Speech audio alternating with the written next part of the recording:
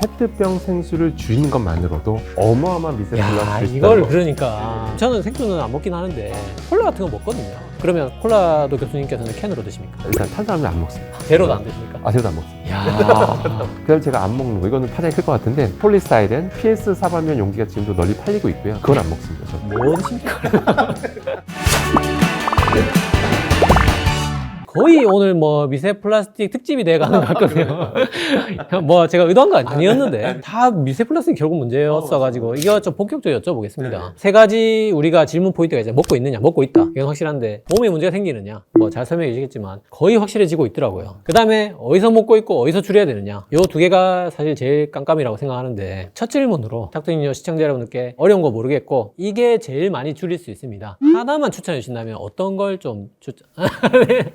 우리 구독자 여러분들 이거 하나씩 들고 다니시기를 꼭 추천드려요. 원래 제가 자랑을 안 하는 사람인데 딱 하나 자랑하는 게 있습니다. 제 텀블러 들고 다니는 습관 하나 어디가 여기저기 제가 자랑하고 다니는데요. 교수님 저 한번 칭찬해 주시겠어요? 대단. 이번에 영상 공부하면서 바꿨습니다. 습관을 만들기 쉬운 게 아닌데 대단하십니다. 여쭤보고 싶은 게 요거 어떻습니까? 뚜껑. 요거 플라스틱이더라고요. 이 뚜껑까지는 사실은 대부분 다 이제 플라스틱일 수밖에 없는 건 사실 현실이긴 합니다. 그래도 이 텀블러를 무조건 저는 애용하라고 말씀드립니다. 얘만으로도 일단 상당한 효과가 있다. 결론이거든요. 페트병 생수를 줄이는 것만으로도 어마어마한 미세 야, 플라스틱이 이걸 있다는 거. 그러니까. 이거는 일단 하나하나 따져보면요. 예. 페트병 생수 다들 이제 의아하세요. 여기서 왜 미세 플라스틱이 왜 많이 나오느냐. 일단은 실험 결과 기반을 말씀드리면 해외에서도 이미 다 뭐 검증 끝났고요. 국내에서도 이제 모 연구진이 국내 이제 생수를 조사해가지고 해보니까 그냥 거의 다 나오더라. 이게 핵심이었습니다. 그럼 다들 의아하세요. 아니 깨끗한 물을 담는데 왜 나오지라고 생각을 하세요. 두 가지 이유인데 첫 번째는 뭐냐면 일단 이 PET 소재 특성을 우리가 좀 이해를 해야 돼요. PET가 처음부터 이 모양일 리는 없잖아요. 당연히 이제 성형 가공을 해야 됩니다. 처음에 사출한 다음에 그 다음에 블로우 성형이라고 열을 가한 상태에서 기압으로 확 쏘는 게 있어요. 틀에 놓고 이제 쫙 바람을 넣어서 기압을 써서 이 틀에 맞추는 거거든요. 근데 그때 어떤 일이 벌어지냐면 이 PET 소재 특성상 미세하게 수분을 조금이라도 머금은 상태에서 고온 고압에 노출되면 미세하게 조직이 끊겨요. 눈에 물론 안 보입니다. 눈에 보일 수는 없고요. 그 상태에서 물을 쫙 담잖아요. 그럼 이제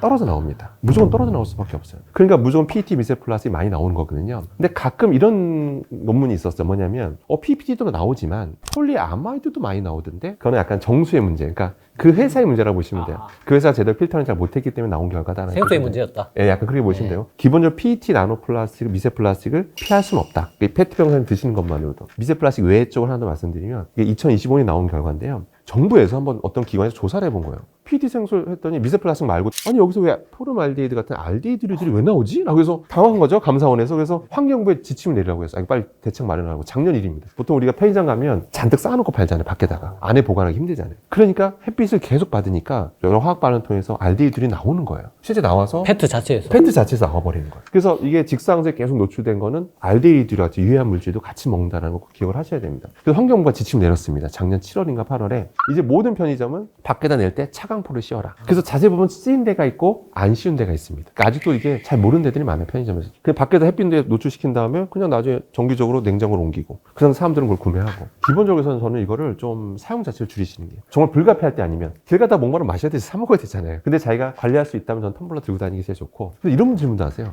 아니 정수기에 아닌 필터가 플라스틱인데 거길 통과된 물이 미세 플라스틱 덩어리일 텐데 라는 질문하신 경우도 있어요. 정수기 이야기입니다. 이번 정수기 얘기입니다. 네. 그런데 정수기 필터 자체가 일반 플라스틱이 아닙니다. 엔지니어링 플라스틱이라고 불러요.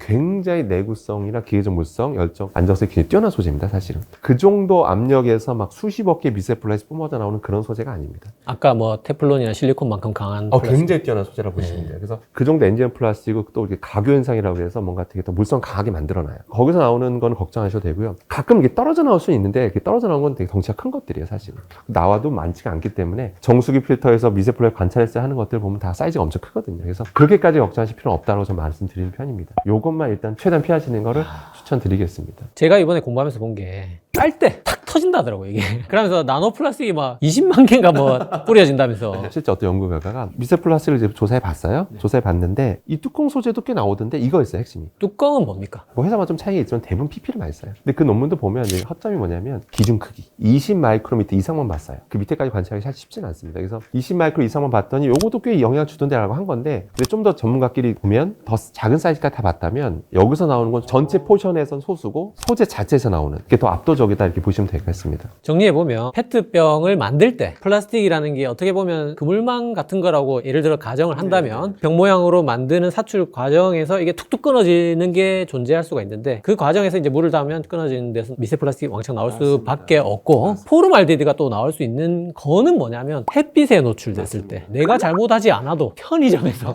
야 그거 너무 속상한 게 저는 생수는 안 먹긴 하는데 콜라 같은 거 먹거든요. 그러면 콜라도 교수님께서는 캔으로 드십니까? 일단 탄산음료 안 먹습니다. 아마 더 잘 아시겠지만 왜 안 먹는지 더 잘 아시겠지만 제로도 안 드십니까? 제로도 안 먹습니다. 야, 뭐 드십니까? 커피는 하루에 한 잔 정도만 먹고요. 야. 물을 제일 선호하는 편이긴 합니다. 피자 시키면 제로 콜라 좀 먹거든요. 아 드시는군요. 피자도 먹으면 안 된다. 사실. 피자 시키면 이제 페트로 오니까. 근데 내가 이걸 직사광선에 안 내놔도 편의점에 그냥 보관해놨던 거, 와, 내가 어떻게 할 수가 없는. 아, 너무 속상하네요. 그 일본 발암물질이니까. 맞습니다. 그런 유독한 물질까지 나올 수 있기 때문에 정말 페트는 좀 가급적이면 피해야 되는 게 맞는 것 같고. 캔 음료를 일절 안 드십니까, 그러면? 아니 캔 음료 먹긴 먹는데요. 저는 찬 캔 정도, 차가운 음료수만 먹고요. 약간 기름진 거라든지 또는 약간 좀 뜨거운 거. 가끔 캔커피인데 뜨겁게 보관하는 경우 있잖아요. 편의점 가면서 그런 건 좀 피하는 편입니다. 그 이유가 뭐냐면 금속이다 보니까 내부 코팅제가 있잖아요. 여전히 제일 많이 쓰는 게 에폭시 수지예요. 에폭시 수지가 사실 되게 좋아요. 사실 왜 좋냐면 정말 이게 내화성도 좋고 코팅력도 되게 좋고 너무 좋거든요. 싸고. 근데 그걸 만드는 원료가 지금도 BPA, 비스페놀 A로 만드는 게 압도적으로 많고요. 실제로 어떤 연구실 실험을 해본 거예요. 마트 가서 그냥 통조림 캔 제품 딱 수거해서 조사를 해본 거예요. BPA가 진짜 나올까? 했는데 90% 가까이 나온 거예요. 다 차가운 검출되고. 음료에서도. 주로 이제 기름진 것들이 많이 노출되거나 통조림. 네, 통조림 같은 캔 같은 거. 그래서 이제 좀 용출된다는 거 확인되는데 가끔 이렇게 이제 광고하는 경우가 있어요. 뭐냐면 우리는 BPA 안 나옵니다. BPA를 이용하지 않았으면 이렇게 얘기하는데 보통 그런 건 뭐냐면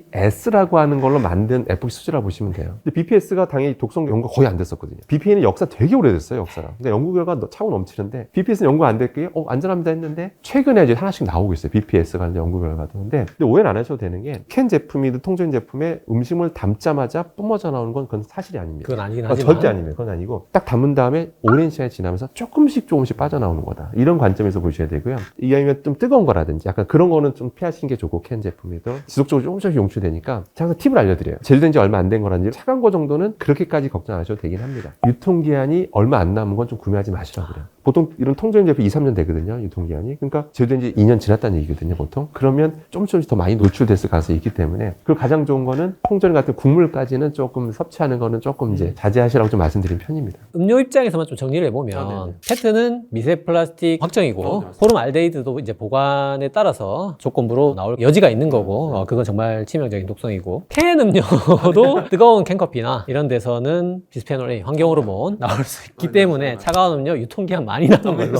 가끔 드시는 걸로 그렇게 좀 정리하겠습니다. 요즘에 또 미세 플라스틱도 머리 아픈데 나노 플라스틱 이게 약간 미세먼지 초미세먼지 같은 개념 아니겠습니까? 연구하는 것도 쉽지 않고 연구도 많지 않고 이 나노 플라스틱은 어떻게 위험하고 좀 어떻게 줄여야 될지 일단은 독성에 대해서는 연구가 최근에 좀 쏟아지고 있고요. 저도 나름 전문가라는 사람도 그 논문을 못 쫓아가겠어요. 너무 많이 나와서 다 못 읽겠어요. 솔직히 말씀드리면. 그래서 가끔 핵심적인 것만 소개해드리는 편인데요. 일단 동물 실험 결과부터 먼저 말씀드릴게요. 미세 플라스틱 이제 실험해보니까 확실히 위암세포의 증식 속도가 빠르다. 암 전이도 더 빠르게 하더라. 그리고 항암제 되게 중요하잖아요. 항암제 내성을 일으키더라. 이런 까지 밝혀냈고요. PS, 폴리스타이렌이라는 미세 플라스틱인데요. 일상적인 농도로 노출시켰는데도 동물 실험에서 파킨슨병과 유사한 어떤 이상 증세를 보이더라. 독성 결과가 좀 쏟아지고 있고요. 그 다음에 더 충격적인 건 뭐냐면 아까 나노 플라스틱 질문 주셨잖아요. 보통 1마이크로미터 이하는 1마이크로가 1000나노미터거든요. 1000나노미터 이하를 보통 업계에서는 나노 플라스틱이라고 보통 부르는 편인데요. 이런 것들은 당연히 흡수가 된다고 당연히 알려져 있고요. 실제 우리 혈액에서 관찰되고 있고요. 근데 그것들의 이제 독성을 살펴보고 있는데 뭐 암과 관련 있다더라, 뭐 혈관질환 관련 있다더라, 뭐 안 좋은 거 다 관련 있어요. 뭐 생식계 관련 있다더라, 뭐 정자에 관련 준다더라. 논문이 정말 다 따라하기 되게 힘들 정도로 너무 많은 결과가 지금 쏟아지고 있습니다. 참고로 중금속은요. 그래도 나름 배출하는 방법에 대해서 연구가 많이 됐거든요. 땀을 흘렸을 때 사우나보다는 이게 운동하면서 동적 운동을 했을 때 땀을 흘렸을 때 중금속이 확실히 좀 빠져나오더라. 이런 연구가 있는데 근데 미세 플라스틱은 이 배출에 대해서 역사 짧다 보니까 없어요. 그러니까 어떻게 행동을 해야 미세 플라스틱이 내 몸에 쌓였던 게 뿜어져 나오는지가 밝혀지지가 않았습니다. 그건 좀 시간이 걸릴 것 같아요. 그래서 결론은 제가 항상 말씀드리는 게 배출보다 이제는 노출을 최소화하는 게 더 낫다라고 항상 더 말씀드립니다. 왜냐면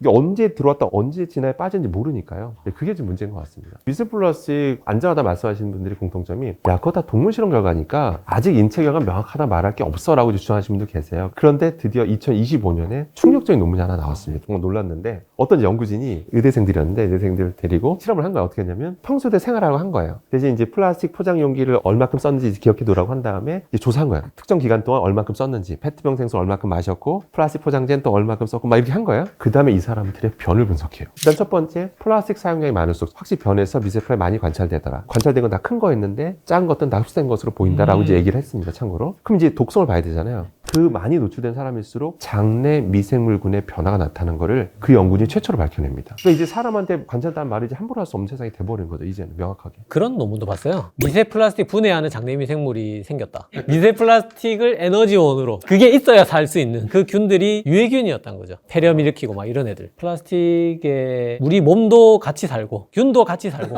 막 니도 먹고 내도 먹고 막. 근데 아까 말씀 나눴던 뭐 여러 가지 환경 호르몬이나 뭐 유독한 뭐 발암물질 이런 거는 그렇게 빨리빨리 대처가 되는데 너무 쏟아져 나오고 있는 것과는 너무나 다르게 좀 규제 같은 게 너무 늦게 따라가고 있는 거 아닌가 싶고 약간 인간관계가 나온 그런 연구가 좀 아직 안 나와서 그런가 싶긴 하지만 어쨌든 먹고 있는 거는 팩트니까 먹고 있는 척도가 아니고 뭐 온 지구가 막 물들어 있고 그냥 막 절여져 가지고 막 지금 태어나는 인류가 최초로 태어날 때부터 미세 플라스틱을 품고 태어나는 아이라고 하더라고요. 예. 아기 태반으로 이렇게 흘러 들어가지고 교수님이 추천하신 거는 결국 텀블러 텀블러가 일단 가장 중요합니다. 제가 봤을 때는. 하나만 더 뽑아주신다면 절대 안 하는 두 번째, 두 번째. 예. 절대 안 하는 거 있습니다. 혹시 만두 좋아하십니까? 제가 무슨 말 할지 바로 알겠습니다. 네. 만두 포장 용기. 그게 바로 아까 말씀드린 예. PS 일회용 우리 뚜껑, 우리 종이컵 뚜껑 있잖아요. 그러니까 쉽게 얘기하면 스티로폼이죠.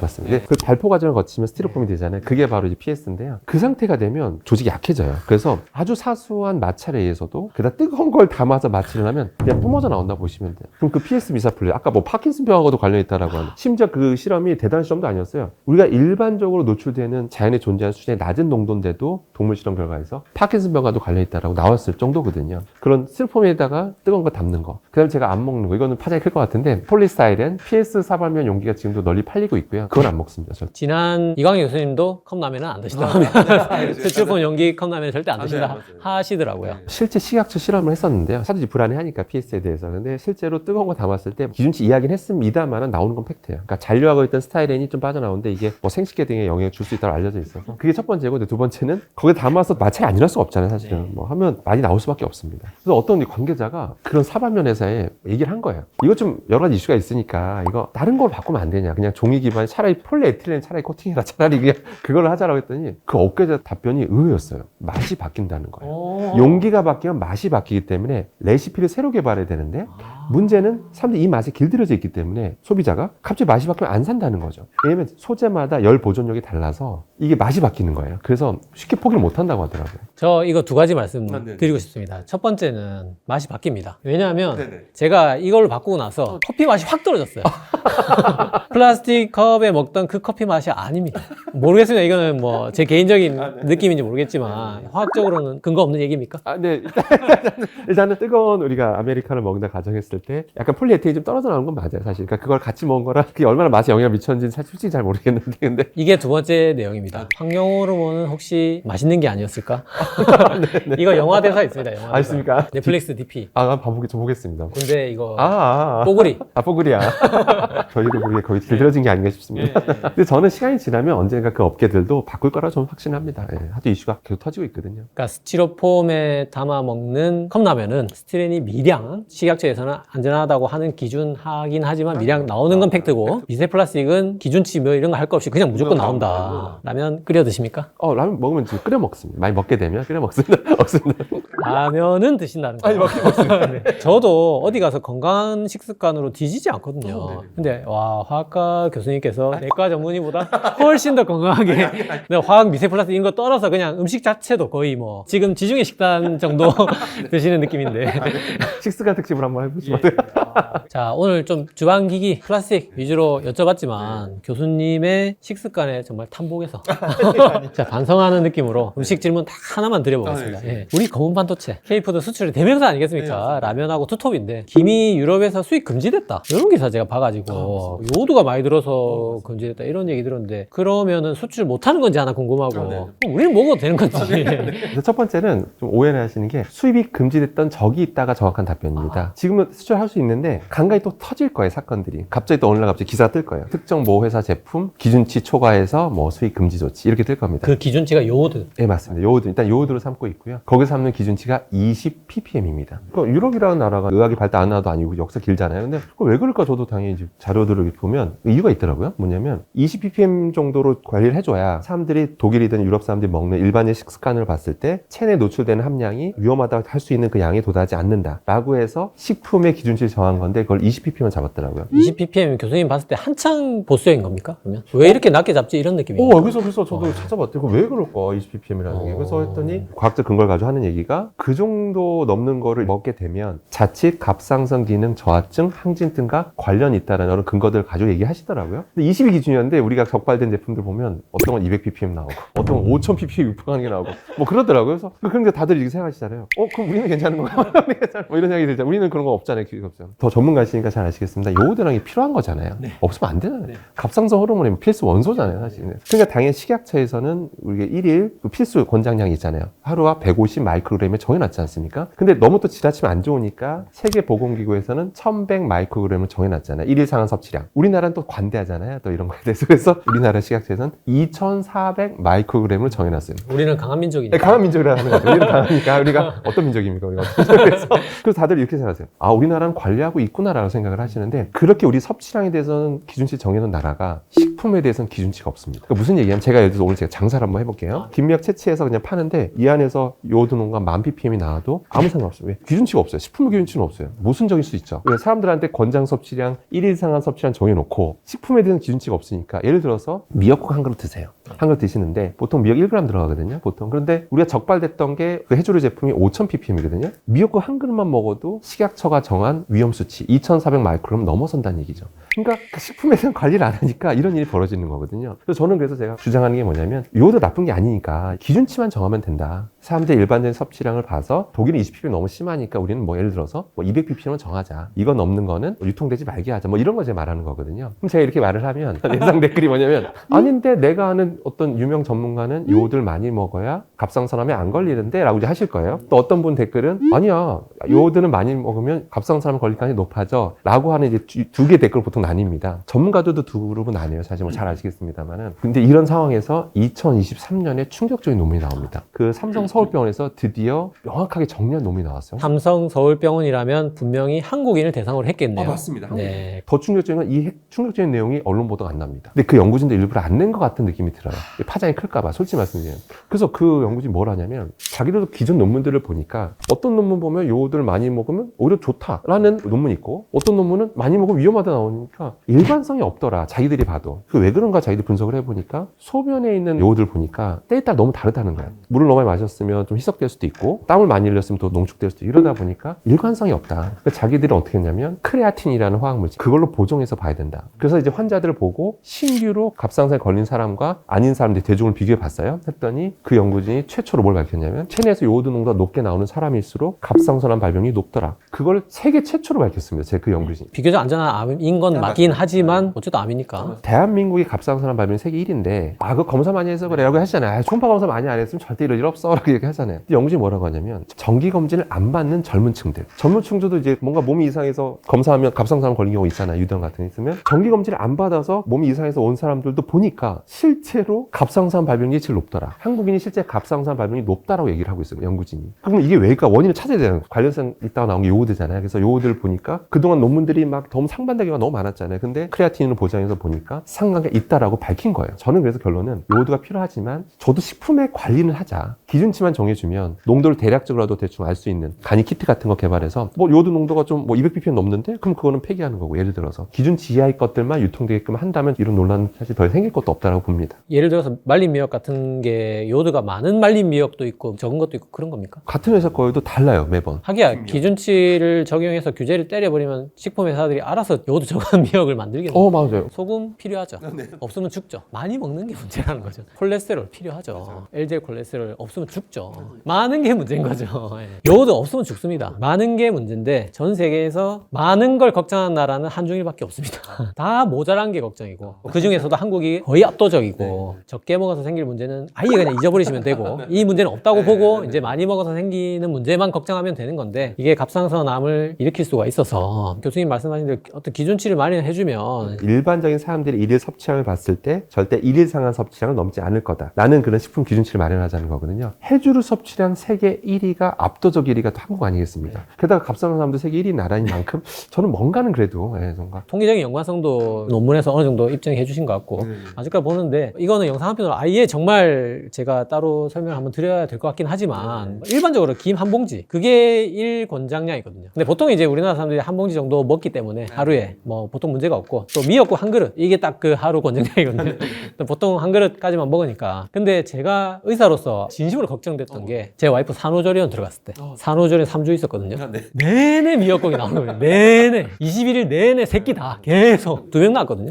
2명을 내내 그냥 이건 진짜 걱정되는 거예요. 이건 뭐 어떻게 뭐 제가 싸들고 와가지고 다른 국을 줄 수도 없는 거고 우리나라 평균적으로 먹었을 때 제가 보기에 거의 문제가 없는 정도는 맞긴 하던데 산후조리원 정도 심하다는 거. 두 번째는 교수님 말씀하신 대로 국민들이 어떻게 그거 다 미역국을 두 끼만 먹고 이렇게 제한하겠습니까? 예, 그 요오드 하나 가지고 그런 거 좀 제한해주면 좋을 것 같습니다. 사실 그거를 제외하면 또 자랑 아니겠습니까? 이거 세계에 요오드 부족한 전 세계 인구에 우리가 이 검은 반도체로 요오드 다 공급해주고 있지 않겠습니까?